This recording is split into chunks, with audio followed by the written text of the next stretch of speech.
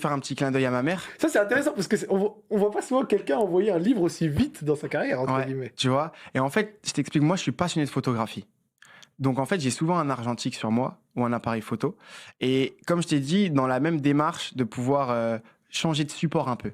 Tu vois, des formats courts, c'est cool. Mais pour être plus crédible aujourd'hui dans cette industrie... Il faut aussi pouvoir offrir autre chose. Exactement. Donc, en gros, l'histoire, Vamos con Barros, en espagnol, c'est un peu fait comme Barros. Tu vois ce que je veux dire? Dans le but de pouvoir inciter les gens à faire le premier pas.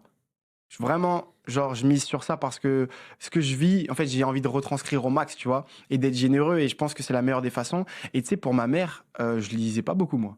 Moi, j'étais un mec, je lisais pas, à part à l'école, quand tu me disais qu'il y avait contrôle et qu'il fallait lire ce livre et tout, sinon je lisais pas. Des fiches de lecture. Ouais, donc je me suis dit, c'est un peu une revanche de se dire, vas-y, je vais écrire un livre, faire un livre photo et tout.